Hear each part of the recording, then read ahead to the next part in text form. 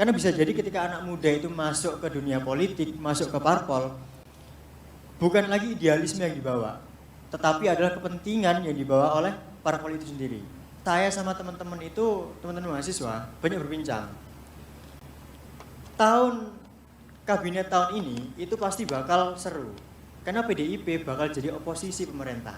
Nah, cuman kenyataannya itu tidak ditemukan. Di kalangan mahasiswa tidak menemukan kenyataan bahwasanya PDIP menjadi oposisi yang kencang kepada pemerintah. Ini salah satu hal yang menjadi kekecewaan di kalangan mahasiswa. Tidak ada kebijakan dari pemerintah itu yang tidak selaras dengan kepentingan publik, kepentingan kebaikan bersama. Kemana perginya partai politik seperti itu kan? Kita perlu mendengarkan ini dari generasi muda ini.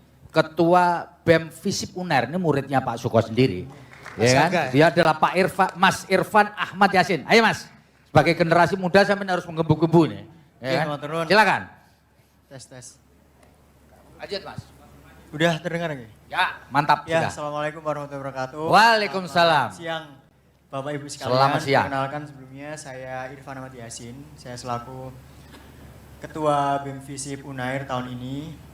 Jadi sebagai pembuka barangkali saya mau cerita sedikit begitu ya. Awal mula saya diajak oleh Bapak Tri selaku pemret dari Tribun Jatim itu, saya langsung khawatir sebetulnya. Karena acara yang diadakan itu menggait salah satu partai. Kalau dalam hal ini PDI Perjuangan. Nah, khawatirnya kenapa? Khawatirnya adalah ini sesuai dengan apa yang disampaikan oleh Mbak Natasha tadi, bahwasanya acara seperti ini tuh rawan sebetulnya terkait dengan nama baik seseorang gitu ya. Apalagi ketika saya sendiri sekarang sedang menjabat sebagai ketua BEM, takutnya adalah ada framing negatif yang mengarah ke saya sendiri. Nah, apakah Yasin ini menjadi salah satu anggota dari parpol ataukah ada orderan dari parpol dan lain semacamnya. Jadi ada takut dicurigai teman-teman bahwa masuk partai itu dicurigai ya? Iya. Takut sebenarnya. Iya, ini yang nantinya akan menjadi salah satu bahan dari materi saya. Karena ketika saya dapat tawaran dari Pak Tri itu kan langsung saya konsultasi ke beberapa senior, termasuk Pak Yohan yang kemarin waktu itu. Senior yang sudah lebih dulu berpengalaman, pernah menjadi aktivis di UNER kan pada masanya. Nah, jadi yang mau saya highlight pertama kali di sini adalah ada stigma negatif soal parpol di kalangan masyarakat muda, di kalangan pemuda itu sendiri. Ada beberapa alasan sebetulnya. Pertama yang mau saya jabarkan di sini adalah anak muda yang kalau dalam kontestasi politik itu hanya dijadikan sebagai komoditas politik. Memang banyak calon-calon dari yang diusung oleh parpol itu mereka menggait anak muda sebagai calonnya, entah itu sebagai influencer, selebriti dan lain semacamnya. Tujuannya apa? Tujuannya untuk menggait suara-suara milenial atau Gen Z mungkin. Nah, tetapi masalahnya adalah apakah calon-calon itu merepresentasikan aspirasi dari yang dimiliki oleh anak-anak muda? Kan belum tentu. Karena bisa jadi ketika anak muda itu masuk ke dunia politik, masuk ke parpol, bukan lagi idealisme yang dibawa, tetapi adalah kepentingan yang dibawa oleh parpol itu sendiri. Ini adalah hasil dari obrolan saya di kampus, di warung kopi sama teman-teman mahasiswa, teman-teman aktivis yang lain juga. Jadi pertanyaan pentingnya adalah ketika parpol itu mengusung anak muda sebagai calonnya, apakah betul anak muda ini akan merepresentasikan kalangan yang di bawahnya itu sendiri? Seperti itu yang pertama. Jadi stigma parpol yang negatif itu pertama adalah karena mereka banyak menggait anak muda tetapi tidak dilibatkan secara aktif di sana, hanya dijadikan objek politik atau komoditas politik. Lalu yang kedua adalah parpol ini hanya fokus pada kepentingan golongannya atau keuntungan politik belaka. Misalnya, waktu selesai pemilu 2024, saya sama teman-teman teman-teman mahasiswa banyak berbincang. Kabinet tahun ini itu pasti bakal seru. Karena PDIP bakal jadi oposisi pemerintah. Nah, cuman kenyataannya itu tidak ditemukan. Di kalangan mahasiswa tidak menemukan kenyataan bahwasanya PDIP menjadi oposisi yang kencang kepada pemerintah. Ini salah satu hal yang menjadi kekecewaan di kalangan mahasiswa. Karena harapannya adalah parpol ini tidak berada di dalam satu kubu seperti itu. Pribun?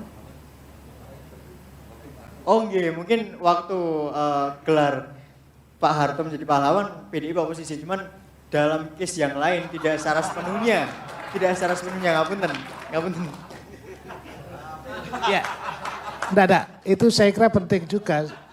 Padahal Mbak Tejo yang dibutuhkan Pak Harto bukan pahlawan, tapi Al-Fatihah sebetulnya.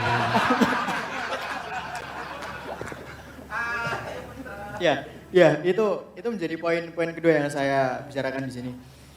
Nah, selanjutnya adalah ketika ada kebijakan dari pemerintah itu yang tidak selaras dengan kepentingan publik, kepentingan kebaikan bersama, kemana perginya partai politik seperti itu kan. Jadi jangan hanya yang mengusulkan oposisi banyak menentang pemerintah itu hanya dari kalangan mahasiswa atau aktivis atau LSM, tapi juga harapannya adalah ada oposisi yang berada di dalam tataran perpolitikan itu sendiri, dalam hal ini parpol.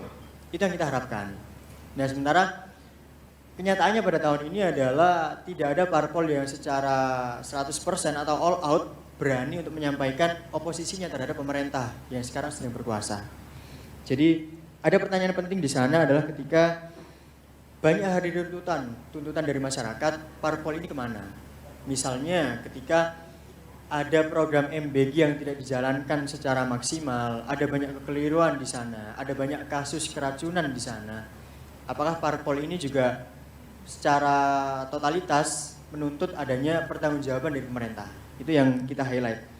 Lalu yang terakhir adalah belum tentu aspirasi mereka itu didengar. Ketika kita mengadakan demonstrasi, itu banyak sebetulnya, banyak kalau misal tadi dijelaskan bahwasanya Gen Z itu tidak alergi politik. Kalau saya menyebutnya, mau menambahkan juga, Gen Z itu pesimis terhadap politik. Karena belum tentu apa yang mereka suarakan itu pasti bakal didengar dan juga diwujudkan oleh partai politik atau pemerintah itu sendiri. Jadi alih-alih Gen Z itu kita berharap kepada parpol, kita lebih ke melakukan gaya kita sendiri. Seperti itu. Contohnya adalah dengan aktivisme digital. Karena kalau misalnya kita bicara soal aktivisme atau gerakan sosial gaya baru, pastinya banyak merujuk kepada aktivisme di sosial media. Contohnya yang paling sering di-highlight sekarang ini adalah banyaknya muncul meme politik.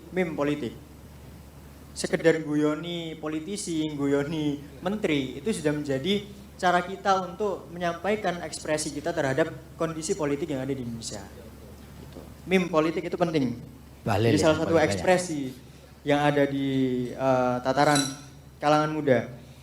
Nah, yang kedua, kalau misalnya kita bicara soal organisasi mahasiswa, aktivitas yang diadakan oleh organisasi mahasiswa, barangkali kita bisa lebih banyak merujuk pada aktivisme sosial media tadi, konten kajian yang diadakan, dan juga diskusi sosial politik yang diadakan baik itu di kampus maupun konten kajian yang diadakan di sosial media.